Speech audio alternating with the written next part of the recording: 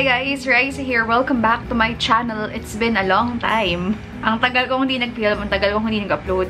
But we're going to start again. I've been doing a lot of things and I will do an update kung ano yung mga ganap sa buhay ko ngayon. Pero yeah, today we're just going to do the classics. It's an empties video, trash talk, kung baga ano yung mga items na naubos ko within the past few months, including 2018. Ayan, yung mga December 2018 kasama pa siya.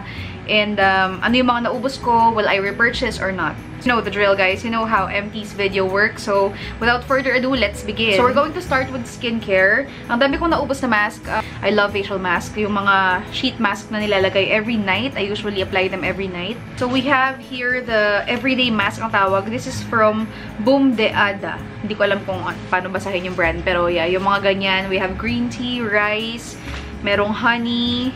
Yeah, I think this is honey. We have berry. Murang-mura na to, guys. This is worth 180 for 10 sheets. So, parang lumalabas na 18 pesos lang siya. Sobrang mura niya lang and super effective siya. Kasi meron akong mga na-try na mura. Like this one right here. From Mali, yung brand niya. And wala siyang kwenta. As in, tuyo. Tuyo, walang serum, tuyo yung sheet. Pero itong mga everyday mask, kahit 18 pesos lang sila, sobrang sulit. Sobrang supple and sobrang basa yung sheet na makukuha mo and meron pang extra na serum sa loob. So, I suggest you try this one out. This is available sa Althea Korea. I will try to link them below. Meron yatang promo yung Face Shop ngayon. So, yung kanilang Real Nature na mga sheet mask. So, ito yung mga old packaging pa kasi inuubos ko tong mga to. So, they have these. So, if you are interested, okay din sila. 32.50 na lang lumalabas each kung bibilin mo siya ng 5 plus 5. So, they regularly have that promo sa the Face Shop. I think meron sila ngayon, pero hindi na ako bumili kasi sobrang dami ko ng mask. So, they have here, ang dami ko nagamit from the Face Shop.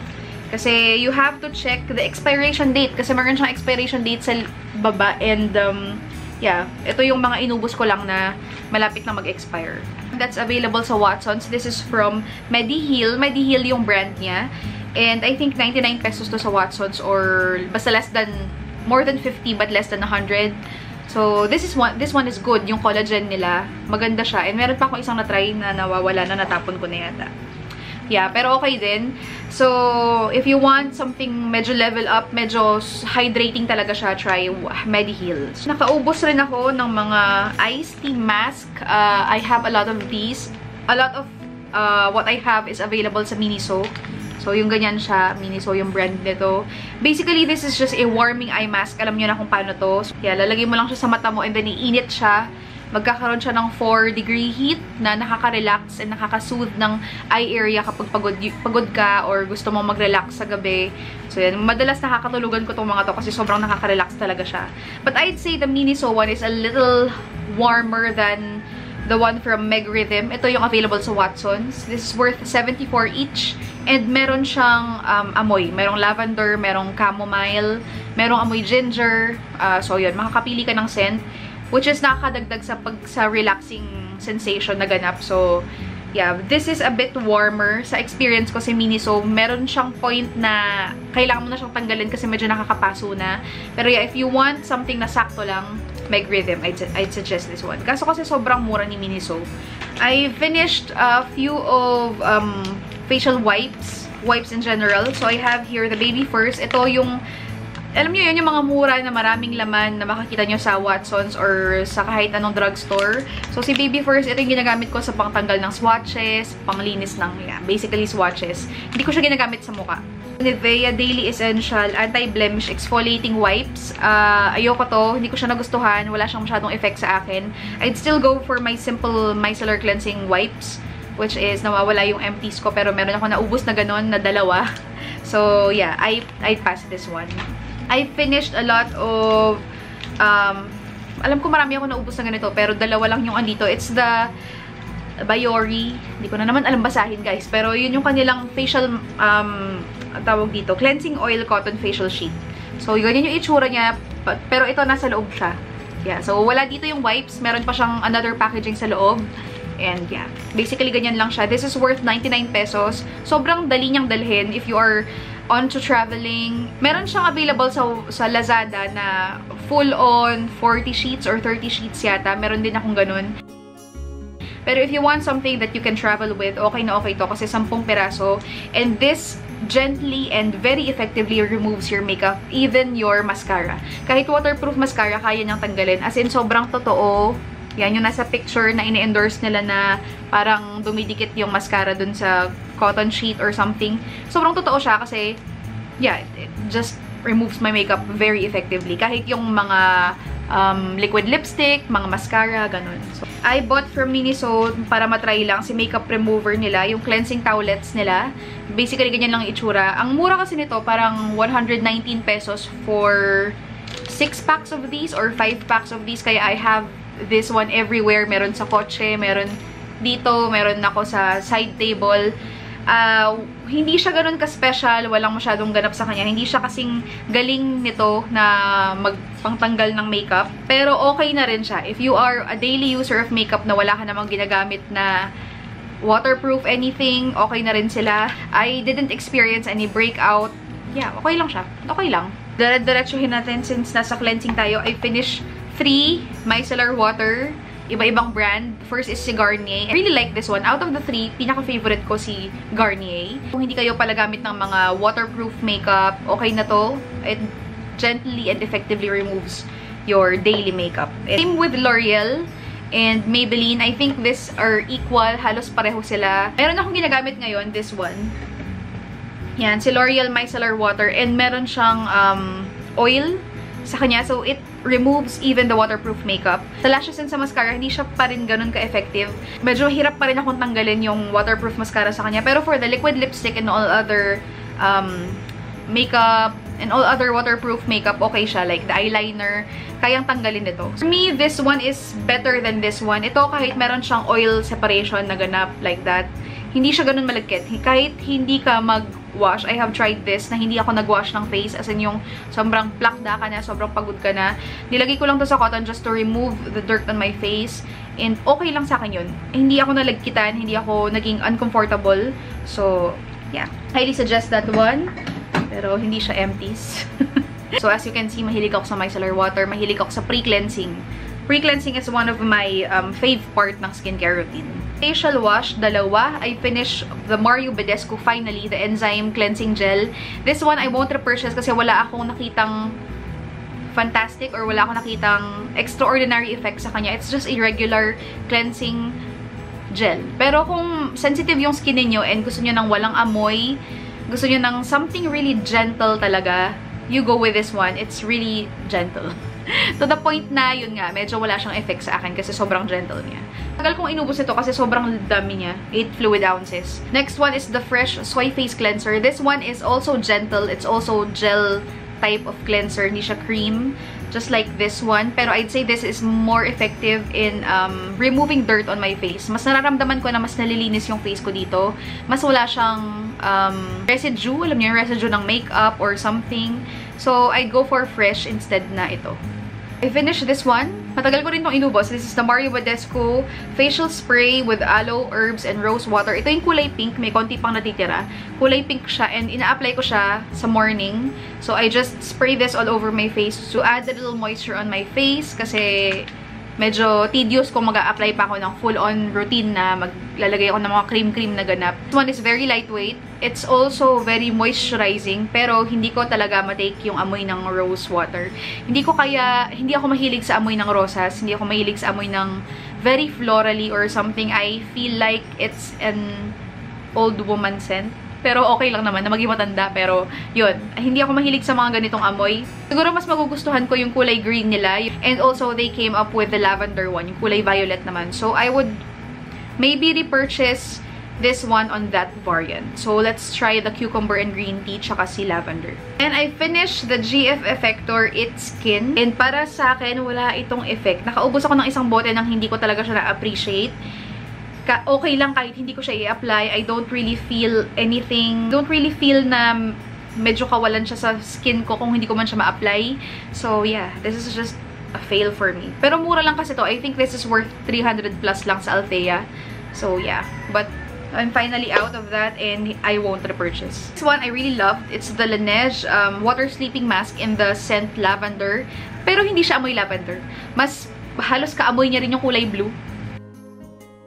Yung kulay blue is yung kanilang normal scent. And mas appreciate ko yung amoy ng kulay blue kesa dito sa lavender. I will repurchase the water sleeping mask. Pero yung original, yung kulay blue. This one, I super love. I'm on the second bottle already. Second sample. So, this is the CEO from Sunday Riley. I really love this one. It smells like Celine.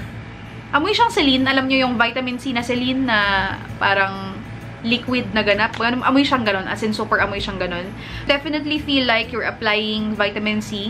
This is very moisturizing. It's very lightweight. I apply this sa morning bago ako mag-apply ng makeup. And sobrang lightweight niya sa skin ko.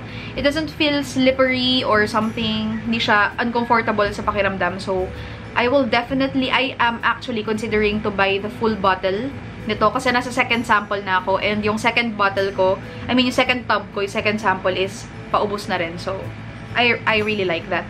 This one. Naalala nyo ba yung mga panahon na usong-uso to? Si Mamala, Virgin Dio. I'm currently on my third tub nitong original formula because I hated the new formula. Ito yung second formula. Nag-reformulate sila and ito yung lumabas and wala siyang effect sa akin. I think it just darkened my underarms. And hindi siya deodorant kasi bumabaho ako dito. Pero yung original nila is really good. Pero, yeah, it's discontinued and meron silang third formula ngayon na natatakot na akong itry. So, I don't like it. So, I won't repurchase these. I'm sticking with my new deodorant. It's the Ultimate White from Dove. So, ito na yung gamit ko ngayon and I find it really effective in lightening my underarm. Next one is the Briogeo Scalp Revival Charcoal plus Coconut Oil Micro Exfoliating Shampoo.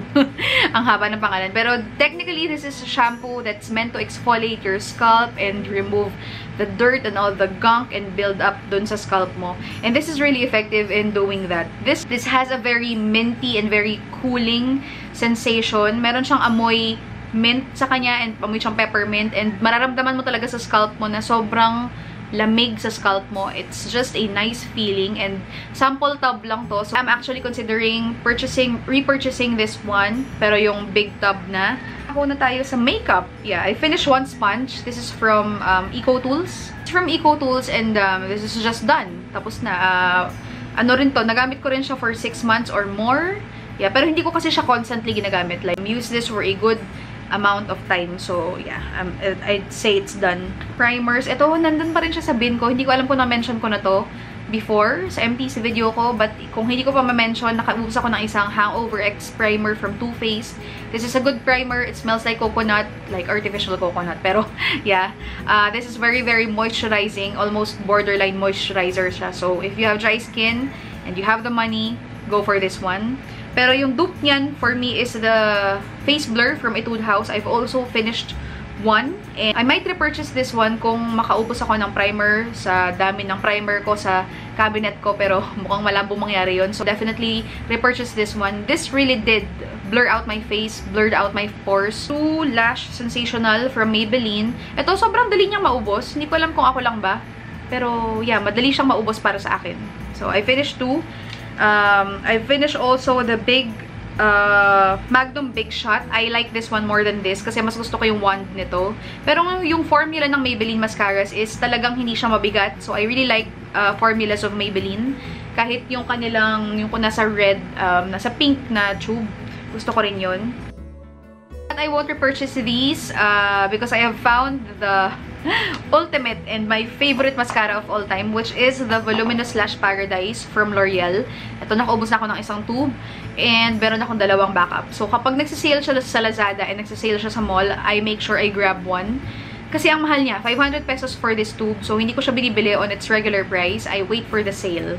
This one is so nice. It's very, very volumizing, very lengthening, in my opinion. And ang ganda ng wand niya. Mahilig ako sa mga bristled ones compared sa mga plastic ones. So, the formula is a bit heavy pero hindi to the point na bumabagsak yung lashes ko. So, it holds my lashes the whole day. Hindi siya nagsismudge on me. It's perfect. So, I don't know. Hindi na ako maghahanap ng ibang mascara siguro because I have found the one. Finished two tints. This is the Dear Darling tint from Etude House. And one from BLK. I really like this BLK one. Pero expensive siya. It's, I think, 350 ba? Or 299. Nasa ganun yung presyo niya. And lip tints are everywhere. You can purchase lip tints for as much as 200 pesos. So, yeah, mahal to para sa akin, pero it's a good buy for me. I finished this one and I think I won't repurchase because I have a lot of lip tints pa kasi bumili ako ng buong set ni Vice Cosmetics. This one is also good but I won't repurchase. This one is done already. This is the Maybelline Brow Precise Fiber Volumizer. I really like this one. It keeps my lashes up all day and hindi siya nagsismudge. Well, hindi ko na siya ginamit ngayon kasi ubos na. Pero yeah, basically meron siyang ganitong wand. Parang flat yung wand niya and ano siya, meron siyang mga fibers sticking out and naiiwan yung fiber every time you apply it. And yeah, I will definitely repurchase this one. I like this one. Let me try to find it. Ang gamit ko ngayon na brow mascara is from Essence, so the Make Me Brow. Pero I think this one is better in my opinion. Well, lumabas to sa disappointing videos ni Miss Anne Claude. So, it's medyo hati yung opinion ng mga tao dito. Pero yeah, personally, I like it. I liked it. So, I think I will repurchase this one kapag naubos tong Essence. I think this is the last one. Ito lang ba? Yeah, this is the last one. I finished one set of lashes from Miniso. This is the corner lengthening and this is really good. Gusto ko siya kesa yung sampuan nila. Ito. Wait. Ano ba yun? Basta meron ako nung 10 sets ng Miniso and it's really, really hard to apply. Gamit ko sila ngayon, yung 10 sets na nandun sa Miniso, and sobrang tagal ko silang i-apply. Siguro nasa 1 oras ako sa pag-a-apply kasi sobrang lambot ng band niya. Pero itong 3D lashes nila, itong dalawahan lang, ang ganda, super ganda, and ang ganda ng shape, ang ganda ng distribution ng lashes. So, I really like this one. I will definitely repurchase this. That's everything for my empties. Yun lang ba? I think mas marami pa akong naubos pero hindi ko na sila ma-mention. Yeah, na-remember ko, nakaubos ako ng isang Biore, whatever, na, watery essence gel, and wala siya dito. So, definitely, mas marami pa akong naubos, especially for skincare. Mas mabilis yung turnover ng skincare sa akin kaysa sa makeup kasi, well, I use skincare on a daily basis, especially micellar waters. Kung kayang gawin ng regular, well, hindi ako nag-upload ng regular, pero hindi ko kayang gawin ng regular itong MTC video natin kasi hindi ako ganun kadalas makaubos. But if I have accumulated and you are still interested in these kinds of video, comment down below because I love them. I love watching what people actually use, what influencers finish kasi basically you get a glimpse of what the product really feels in its full potential kapag talagang naubos mo siya. That's it for this video, guys. I hope you find it helpful. Kahit maingay na naman yung manok sa background ko. But yeah, that's it for this video. Thank you so much, guys, for watching. Don't forget to give me a like. Comment down below ano yung mga naubos ninyo or ano yung mga favorite ninyo na na-mention ko dito. Or yeah, just share your thoughts down below. And don't forget to subscribe if you haven't already. See you in my next video. Always remember, be beautiful, be you. Bye!